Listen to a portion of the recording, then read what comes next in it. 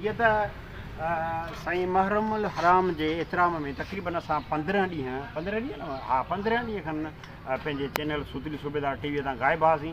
हाणे वरी आया हूं तव्हां लाइ मज़ा या आइटम इस्लाही आइटम खणी इनशाला तव्हांखे खिलाईंदासीं ऐं हुन सां गॾु इस्लाह बि कंदासीं। ऐं मूंसां सदाई मुंहिंजो जोड़ में गॾु हूंदो आहे असांजो पीढ़ी प्यारो दोस्त महबूब बाट साहिबु जंहिं मश्किलनि जे ॻोठ में सिपाही सूमर वारो किरदारु कयो।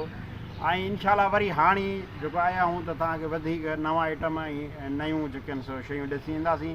उनखां अलावा महबूब भाउ कुझु चवंदो। ऐं महबूब असांजो पुराणो आर्टिस्ट आहे, हिनखे त तव्हां सुञाणो त सूमर सिपाही जे किरदार में कयो हुई, मुश्किल जे ॻोठ में ॾाढो भलो किरदारु कयो हुई। ऐं हाणे मूंसां गॾु हिन सूतली सूबेदार टीवीअ ते आहे। ऐं तव्हां सभिनी खे मां गुज़ारिश कंदुसि महिरबानी करे जेके बि मुंहिंजा ॾिसंदड़ आहियो, मूं ग़रीब जी पारत अथव, मूंखे सब्सक्राइब कंदा ऐं मुंहिंजे चैनल खे ॾिसंदा रहंदा। चैनल जो नालो आहे सूतली सूबेदार। छा महबूब? हा सूतली सूबेदार यादि कंदा ऐं इनखे ज़रूरु ॾिसंदा, फॉलो कंदा, लाइक कंदा ऐं शेयर न कंदा, कमेंट ॾींदा त असांखे छा छा करणु घुरिजे। ऐं मां तव्हां सभिनी जो शुक्रगुज़ार आहियां। ऐं उन सां गॾु मुंहिंजो दोस्त ई महबूब तव्हांजो शुक्रगुज़ार वजह चओ। ऐं इनखां अलावा तव्हां यादि कजो त इनशाला कुझु ई ॾींहंनि में छा पर सुभाणे खां तव्हांखे असां मज़ाई आइटम ॾेखारींदासीं।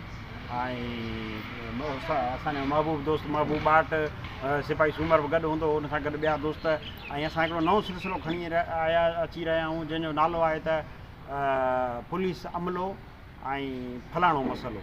इनशाला उहा 10 मिंटनि जी हिकिड़ी 10 मिंटनि जी किस्तूं हूंदियूं जेके हलंदियूं। ऐं दोस्तो मुंहिंजा पहिरीं अरे ॻाल्हि त ॿुध, ॼाटी मुआ तूं मूंखे जे घुरायो आहे त पोइ मूंखे ॻाल्हाइण त ॾे न। पोइ ॻाल्हि आहे न, मां रोकियां थो यार। सवेर कोठी ॼाड़ी पे थोरी ईअं तो हिंदोरे जहिड़ो मथो खणंदो अथई बागड़ियुनि जी छाई।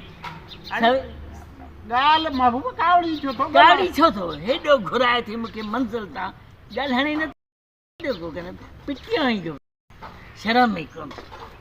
महबूब ओ महबूब अदा मां पंहिंजे महबूब खे परिचय अचां तव्हांखे आइटम ॾेखारींदा। महबूब अबा